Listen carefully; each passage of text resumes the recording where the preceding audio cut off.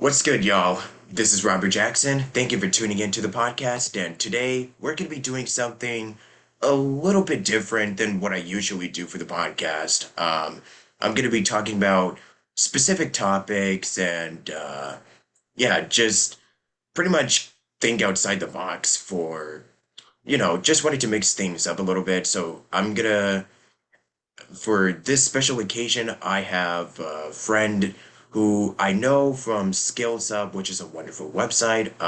So I'm gonna have somebody who is very familiar with what we're gonna be discussing today. So I have Miss Lena in the corner. Um, Thank you for I'm pretty having sure. me. Yeah. So is this like the first time you've done one of these, or have you done? Um, I have done like audio drama in terms of podcasting, just here and there, not much recorded, but I've not done a live interview podcast. I've been interviewed before, but this is kind of new to my element. But thank you for having me. No problem. So yeah, would you like to, for the, I know that since this is kind of like the first time that you've done like an interview type of format, you could just share I mean, I know you also do like VO, you've done acting and stuff like that. So, give a little bio about yourself. Yeah, So, I would love yeah. to. Hi, my name's Lena Ross. I am a voice actor based in Ontario, Canada. I have been an actor for almost 10 years now. I moved into VO during the pandemic and I realized like this is my area, this is my space.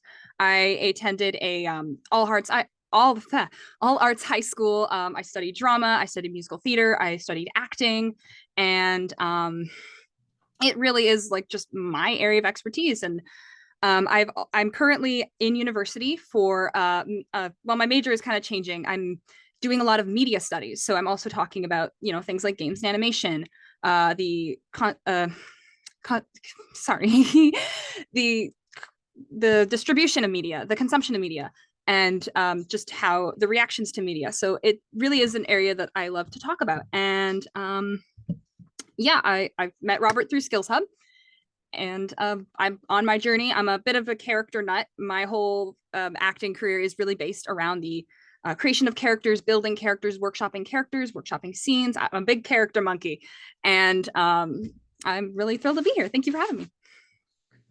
Of course, no problemo. So, usually I would ask like what actually got you started and blah blah blah blah blah, but I just wanted to um change it a little bit into like so I mean, I was always kind of curious, like was acting kind of like your first big love into breaking into like I guess entertainment or whatnot, or did you always have like other like hobbies or passions that kind of led you to where you were to what you're Well, doing today? yeah. I mean, I was always a big voice girl. I mean, when I was really little, I always wanted to be a singer, and I'm still doing that today. I'm still a musician. I sing a whole bunch of different genres of music. I can play several different instruments. I play guitar, piano, um, mandolin, auto harp. I even know how to play a little bit of accordion.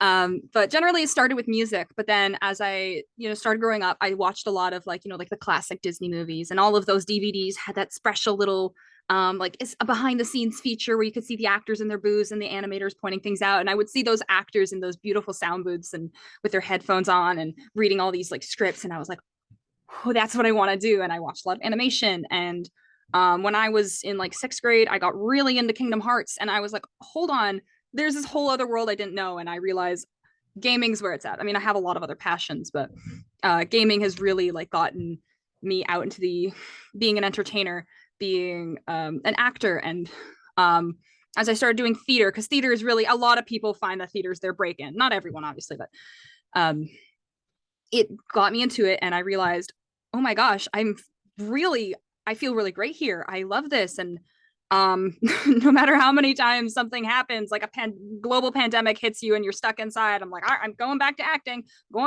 can't get back on that stage, but what I can do is build a little booth, get a little mic, it's off camera, and really do what I love. And when I tied together um, my little baby self who loved movies, and I still do, and myself that loves video games so much. Video games are my movies, they're my shows, because I'm a very interactive person and I love interactive media. And I was able to tie all that part of my identity together into being like, yeah, I can definitely be a voice actor. And I'm on this path with you, so here we are now. There you go.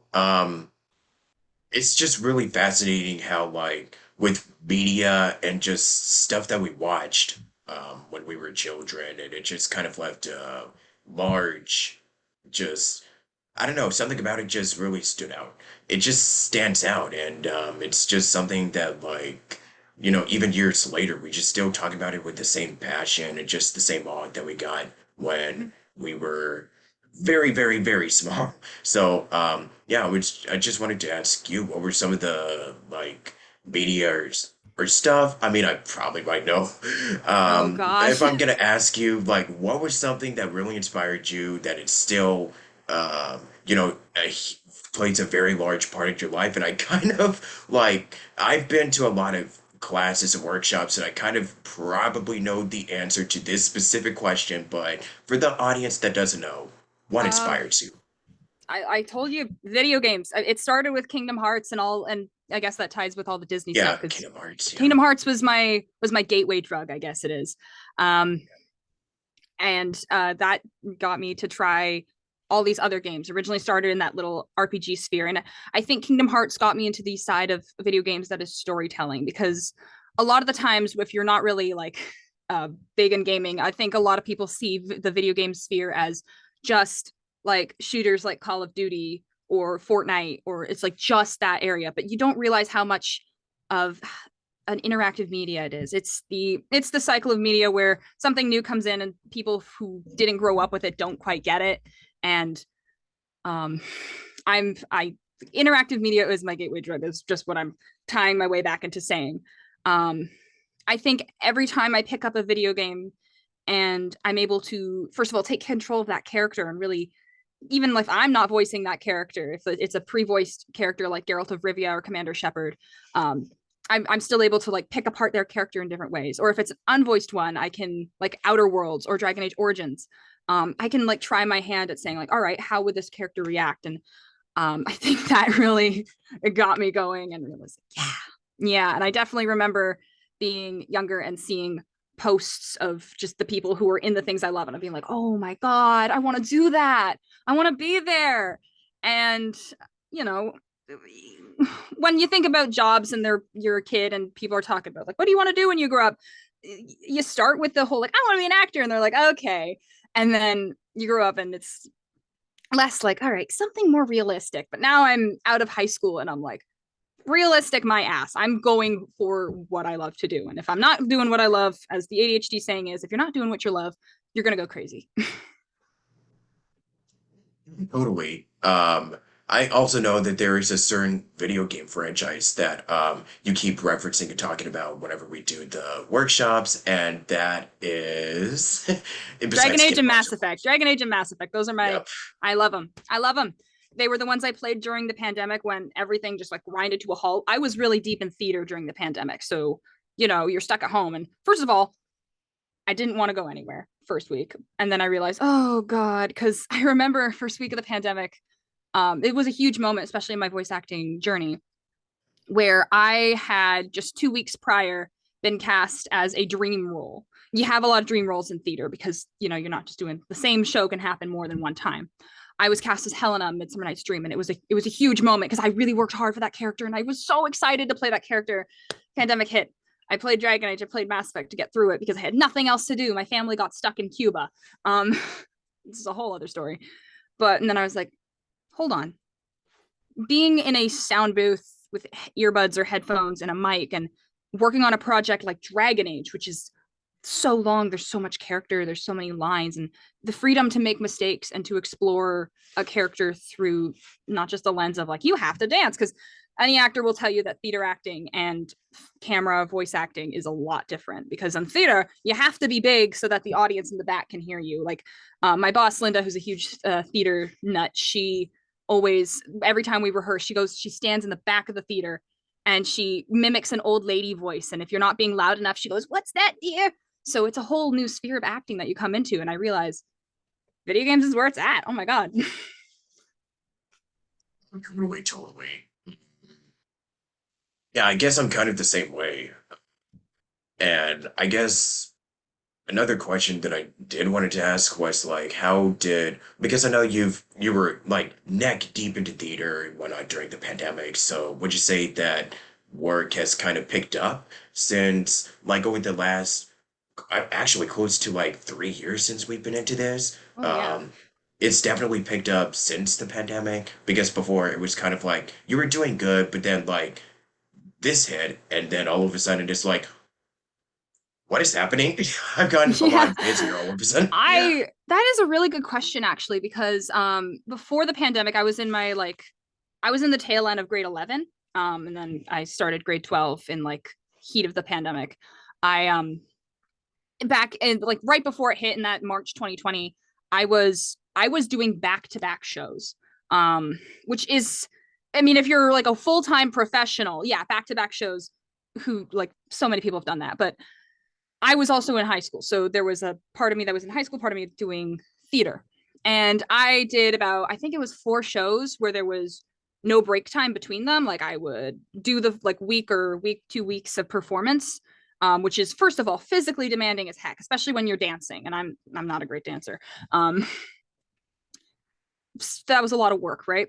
And then pandemic hit, and imagine you have a mountain on your back and then someone just shoves it off and you feel like a speck of dust and it's like ooh, okay, what's going on here. In terms of it picking back up, first of all, voiceover, it can be an up and down when you're like, oh, you have like 100 different auditions of things that you can do and then you get word back and lots of good positive things are happening and then you have a completely dry spell where it's like a tumbleweed just rolls across your booth. But as terms of theater picking back up, I definitely I have not been doing theater myself, actually. I completely dropped theater. Not that I'm like, I'm never doing a musical again. I find my focus elsewhere. I find my drive elsewhere. But in terms of live performance, I do a lot of improv. I'm an improv girl. Maria said that I'm the empress of improv. So I put that on my resume. No, just kidding. But that's mostly the kind of live theater performance that I do. And it's a great way to still get up there. And there's definitely been more shows. I've definitely done more open mics, more improv performances. I work with kids a lot in the theater industry. I teach them how to act. I do a lot of voice work with kids, teaching them how to like project and enunciate properly. So really, it's picked up in a different way. See, like before the pandemic, I was Mrs. Potts in Beauty and the Beast, and I was playing all these different characters and went into a lull, and then I came back teaching other people to do characters, and then I get to do my own characters in here.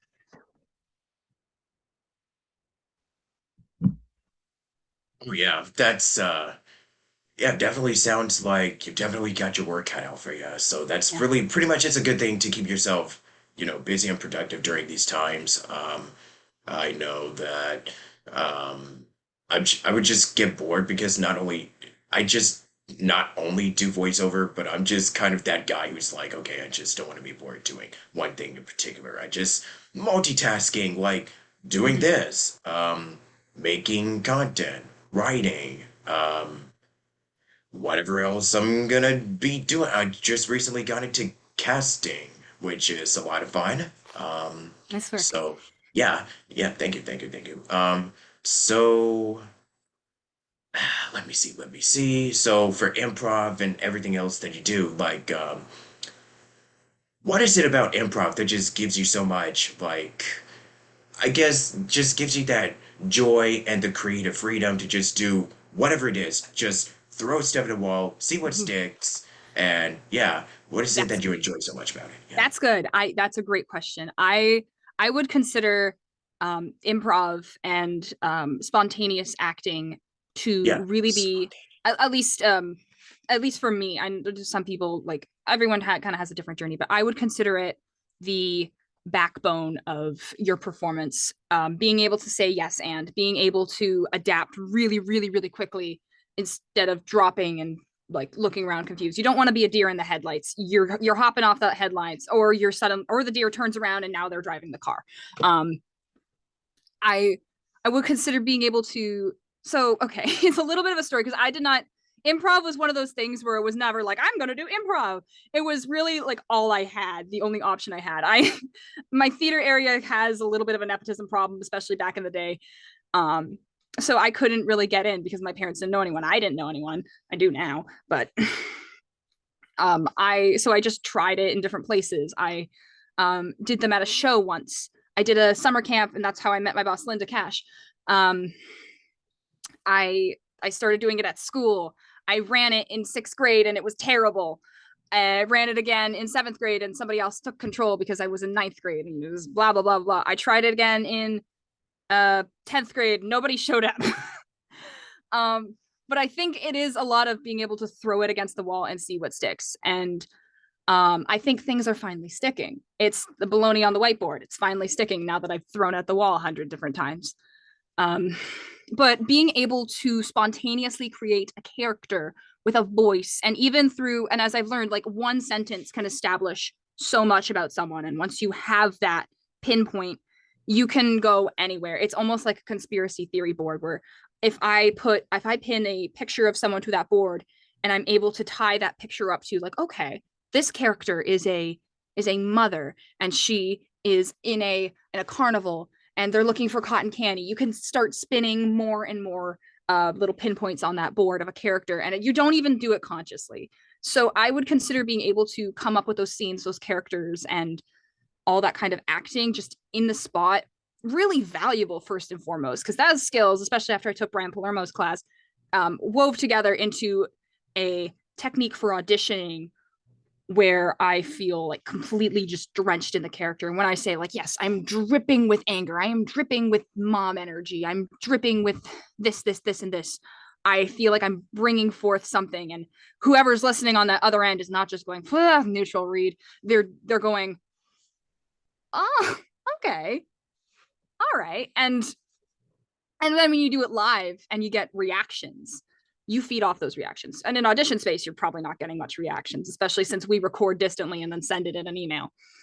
But you feed off of the reactions from other people. It's a wheel and it keeps spinning. It's a cartoon snowball that gets thrown down a hill and now it gets comically larger and larger and larger. It's so much building and so much character. Um, and when you do a certain amount of auditions and you don't get something, which it happens to everyone, literally everyone. No one is immune. You want to find a place to still bring those characters to life. You didn't get the part, but we can still bring that character to life in an improv space. Or you did get the character, we're still bringing them to life in the improv space. Yeah, yeah. So, since we're almost like, 20 minutes into this, we've talked about some of your career, and trust me, I would love to talk more about you for hours about like, um, Thank you. you know, with what you do and stuff like that. So we've talked about Mass Effect, we've talked about like Kingdom Hearts, Dragon Age, and all that good jazz. So I specifically wanted to have you on today's show because I know that I might have done, I talked about this in like some bits here and there in past episodes, but today I just wanted to specifically focus on something that I know that is still like especially now like as we're going into the year as we're kind of sort of wrapping it up, there's been like a lot of there's just been an explosion of like LGBT representation, and not just that, there's also like I mean basically since 2020 we've been getting a lot of um with Black Lives Matter and other issues that we have been seeing in the industry. So we're just going to talk about the positive aspects Yeah, because, like, I just really don't want to open like a can of worms and just talk about sure. why, you know, or at least the controversial aspects of it. So today, I just wanted to talk about like how much because when you really watch like from childhood and up to now because we've been getting a lot more of because we've been getting a lot of changes in the industry for better or worse, and I think one of the more positive changes it's getting like of course more representation, but in your case I know that you have been very I think let me see, I'm just looking at some of the comments that you told me because I know that you were playing a game, and then there was Mhm. a character who was asexual. So I wanted to specifically talk to Sure. you about like how it all kind of ties into acting, like with you in particular, and how it helped you really find your own unique voice when it comes to VO and just performing in general, and how it has effectively changed the industry in a positive way, like Yeah. in your case. Yeah. Yeah, absolutely. To just preface with myself, for everyone who's listening in, I use she, her pronouns. I'm a cis woman. I identify as an asexual lesbian, which means I have no sexual attraction to anyone of any gender, but I do have romantic attraction towards women and other people who are girls. um, but in I remember I was talking last night because I was on a stream watching Hunter play the Outer Worlds, and anyone who's played the Outer Worlds knows that one of the first companions you get is also an ace lesbian. Her name's Parvati, and she outright says like I have never had attraction to anyone in a physical sense, and it's definitely alienated me from the people in my life. And there was another huge moment with that character where you as the player can say I am the same way, I experience the same thing as you. That was huge, especially for me playing that and being like, oh my god, I've barely seen this before. And when it comes to being LGBT and finding your own voice, well, I'm probably going to talk a lot from the ace perspective because that's a perspective I hold very dear to my heart because it's a huge part of my identity. um, so it is assumed that anywhere from 1 to 5% of the world population is ace or somewhere on the asexual spectrum, which isn't huge, but it is massive. There's a few million people who are like me or feel in a similar vein. And we are 5% of the population, but that's still another 95% that we don't fully connect with. If I was in a room with 100 people and we're like a cast is going to put on a show, 5 of those people are ace and have nothing to want, not aren't really into physicality and that kind of stuff, but 95 are. You bet your ass the cast is going to focus to appeal to more people, so we have a lot more content that focuses on the allosexual perspective, which is the opposite of asexual. So allosexual is people who do experience sexual attraction. um but where it comes to taking an ace perspective on either an ace character, a character that could be ace or is ace, depending, and a character who is obviously not. Um, we have to find our voice through. Okay, I'm going to rephrase that a little bit, but like how it's one of the questions of being an ace actor and playing a character who may be ace, may not be ace, or is not, is how do you put a perspective of someone who doesn't feel something, right? Because acting is all about feeling, and it's all about reaction and emotion and what what are we in this space? How do we react to what just happened? What is my goal? And when you have an identity that is based around I don't want to call it a lack of something because it's not that we're missing a piece, it's that that piece is just spread elsewhere. We just don't have one thing, but we do have something else. And bringing in a perspective of just not having one thing but having another, a lot of people might find the ace perspective of not having sexual attraction as limiting, whereas I think we're able to think of it in 100 different ways when we tackle relationships. I might pull a little bit from the BioWare book because a lot of people who've played BioWare games, Dragon Age, Mass Effect, know that like romance is a huge part of it, and sexuality is all over that, and that's not a bad thing. It's really great. We had some incredible strides through those games, um, but taking it away from just a physical sense of just wanting one thing, and being able to open up to a more emotional side, or focusing on what have these characters been through and not just like I want your body. It's more about like, okay, how do we find that connection to each other? I think the ace perspective really brings us into that. And when I read these characters who are obviously not like me in that way, first of all, I'm very much, again, like I said, I'm an ace lesbian, but I play a lot of, you know, kind of the, as Robin put it, the three characters in gaming are either soldier, sexy, and friend. And I get to play sexy a lot. Like I play these kinds of characters and they're not me, but I think I'm able to bring a unique perspective to it in the way that I dig into it. And it's not just about like, what do other people want from this character? What does this character want from the world? Right, right. Yeah.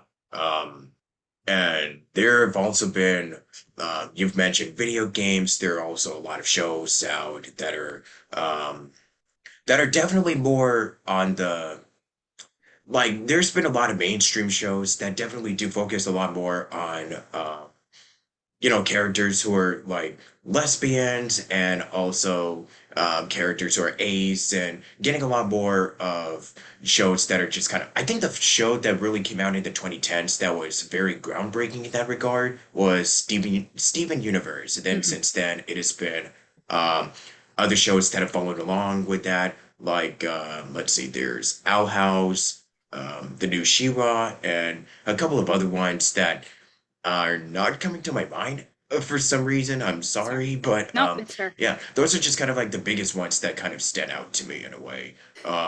And let me see. Movies, I know there's a couple, excuse me, there's a couple of movies that are more focused on that aspect, and we've been getting a lot more of specific like, and not just that, but it also comes with the issues and the struggles of finding your own, like, people who are like basically finding your own identity and finding your own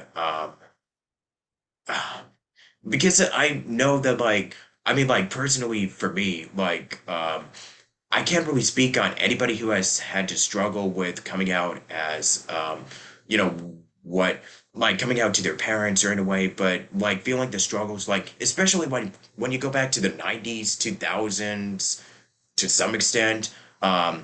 I know that the struggle of like even coming out to anybody about this is like let's just say that the environment was completely different than how it is right now. So it's really interesting, like when you go back, like hey, so we're getting these family-friendly, wholesome shows in the 90s, like Full House, Family Matters, these sitcoms that are family-based. But today, like I said, Universe, and they just pretty much dominated. Like, I mean, the influence is still felt today, but back in the 2010s, it was like kind of like, whoa, nobody has seen this before. And like with you mentioned earlier, it's like, whoa, this has not happened before. Yeah. Okay. Yeah. Well, So it's crazy how much time has changed, and exactly. Yeah. It is another thing we've to remember that now our story, I would say it's less that it's never been done before. It's now that the stories are being put into the limelight. A yeah, creator I putting a really new like, fresh spin yeah, on it in a way. Yeah. yeah, we've been around forever, but now our stories are finally being sent into the limelight. And I don't want to talk too much about like Steven Universe, Owl House, She-Ra, because I actually haven't seen them. um Okay. Yeah, right. I, Right. I Yeah. know I know a level of it. I don't like sit down and watch them because, again, like I said when I talked about games and interactive media, I need to be like doing something with my hands. So I much prefer video games, but I can Yeah. speak in the way that especially since they're not marketed towards like little kids, but they are in the zone of, tweens, right? um that and tweens is the era where most people figure out who they are identity wise, and it's the age where so many people realize it's like, okay, if I experience identity differently than the majority, where do I find it? And again, the thing about LGBT is that we are a huge spectrum, and we're working internally not to gatekeep, which is a whole other thing on itself. But every identity will be different, so it's not like every single identity can be perfectly portrayed on a screen. The way I experience one thing will be different than everybody else, but at the end of the day, we're all part of this community, and we want to see each other, we want to uplift each other. And like when it comes to all those strides being made, it really is incredible because we've only scratched the surface, and I'm already seeing myself so well represented in a character like Parvati from the Outer Worlds, or like a character in a game that I enjoy. is it's incredible. And I also look at I haven't watched the Owl House, although I get a lot of Owl House content like on my like recommended feeds on social media. And I know a lot of younger people are watching Owl House, like people who are, 12, 13, 14, and them knowing that what they are experiencing, maybe they're questioning their gender, maybe they think that they like the same sex, um, like them knowing that they're not a freak, they're not broken, they're not a waste of space is amazing. And um, veering off a little bit from LGBT, just going into general women's issues, and going back to video games, seeing so many games like from Mass Effect Legendary now having all the femshep stuff everywhere, and Alloy and Horizon Zero Dawn and Ellie and Last of Us, and having more women in the limelight. And a lot of those women are also queer, like Ellie in Last of Us. I haven't played Last of Us in a long time, so if something was off with Ellie's character, I wouldn't know. Um, but there's just so much more being shown, and I also appreciate, just from my perspective, that at least a lot of the media that I consume has had women and queer women in the POV role, because and I don't know, not because, but like it's just incredible to finally have a really refreshing perspective, since especially in gaming, which really did start with the whole big buff man who shoot good, get hot women. It's a really refreshing perspective. Um and to talk about men really briefly, men are now being represented with more emotion, and not just big buff guy, like I said, big buff guy who shoot the thing good. It's now it's not like old Wolfenstein and Duke Nukem. We're now getting characters like Kratos who are more emotionally available. We're getting people with so many feelings and perspectives. And I know I'm getting a little off topic, but where it all comes together with LGBT representation and how it is positively affecting everyone, not just people who are queer, who are lesbians, who are trans, who are ace, who are gay, who are non-binary. It's opening a door for a whole new level of perspective, um, where the world was so split into the box of boy and girl, and all of that is in the straight, and there's some people on the side who are a little different.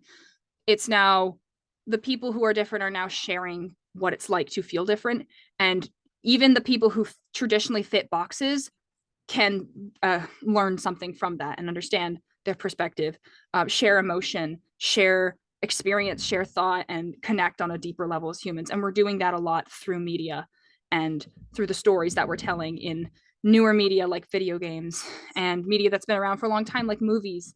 And I mean, I say like, yeah, they've been around for 100 something years. Um, First animation was technically in 1859 with the thaumatrope or whatever that's called. Um, and we've come so far. It's really an incredible thing to see.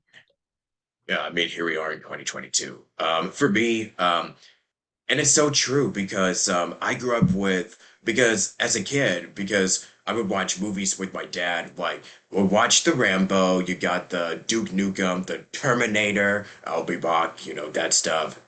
And of course the Rocky movies. But I mean, they're still really good. I mean, we've been getting a lot more because I think as we're progressing in society, I think we've been starting to get like a lot of like, you know, more diversity, more you know, complex issues that are going on that we've been struggling with because with mental health and all of it with stuff like that. So yeah, and if I were to discuss mental health, like I think that would be a totally different um podcast or a different discussion for like another day. Like that's a whole separate thing, Yeah, like a separate part in and of itself. So yeah, I mean, I just wanted to give a quick shout out to the Queer Fox, PGM Violist, VOC Takeover, like specifically Queer Fox because I know that's run by JP Carliak, if I'm not mistaken. Yeah, I don't know. I'm not so on it. I mean, I probably yeah, should, but yeah. So I'm going to give a special shout out to Queer Fox, and since we mentioned Skills Hub, Jennifer Hale, because of course, like you mentioned, Female Shepherd, Mass Effect. So yeah. just want to give her a shout out. Thank you, Jennifer, for all your hard work. Thank you, Um, Jennifer, Karen, and Bill for putting Skills Hub together. and for Um, putting up with a lot of us every time we have Putting issues up on with my Skype. improv rooms. Yes, exactly. So, yeah, since we got like a few minutes left, yeah, is there anything that you want to discuss? Any upcoming work or projects that we can look forward Ooh. to and stuff? Um, to do. I don't know. Like I said, I've been a bit on a hiatus. Um, but I like well, first of all, thank you for having me, and thank you for being willing to openly discuss things and Yeah, talk of to a member course. of a different community. And it's great to be able to connect with Yeah. you. And you have a refreshing perspective that I don't have because we're two different people. I live in Oh Canada. yeah. You live in the States. We're Yeah. different age, different race, different gender. Um, Hmm.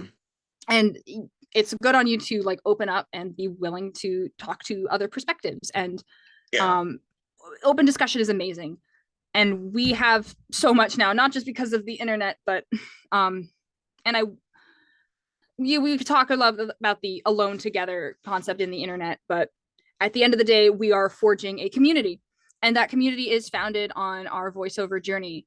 How mine might differ from yours, and yours might differ from mine, and someone watching who's also a voice actor is probably also going to have a completely different one from you and I, along with perspective, right? We might not have the same identities, but we're all coming together in a shared space to recognize the past, the present, and being ready for the future. Connecting on the moment that is now is so crucial. Knowing things that have happened and bringing that to connect and find our humanity in the alone together space of the internet, and moving on for a lot of really amazing things. And I'm just really excited to keep working on this VO journey with you. Thank you for having me on the podcast. Yeah. Any closing final thoughts or any words that you want to say to the audience out there? Ooh, that's a good question. Since today's topic has definitely been focused on the LGBT, and I'm going to talk to all my aces out there. I'm going to talk to everyone out there. I don't care what your identity is, but if you think you're LGBT, if you don't know, if you're going into the one space, coming out of the other because you're not sure, or you are sure, and there's people who have doubted you, you are so valid and you are so loved. This is a space, and you will find your space. You will find your people. You are really not alone, no matter what you're feeling, no matter how you experience your gender, no matter how you experience your sexuality, um, whether you have attraction or not, whether you feel it here and there, whatever gender attracts you, what you want to look like. It doesn't. I don't want to say it doesn't matter, because it will matter to you. But what matters is that it does. It's you. You don't have to do it for anyone else, especially my young people out there who are constantly trying to prove themselves to other people. You don't have to do it. Just do it for you. At the end of the day, do it for you. Do your career for you. Explore your identity for you. Do it because this is the only mortal shell you'll ever get. This is the only life you'll ever get. I mean, some people do believe in reincarnation, which is super cool, but this is probably the most human life you're gonna get. Um, so live it and do it for you. Amen, amen. So yeah, that's a pretty amazing way to close out today's episode. So thank you so much, Lena, for joining me once again. And yeah, this will be up on YouTube and other podcast stuff. If not today, then definitely tomorrow. So stay tuned. And ladies and gentlemen, thank you so much for watching. Stick around until the next episode. And until then, this is Robert Jackson signing out of here. And until then, Bye. This is good Lena day, Ross signing folks. out. Have a good one. Bye.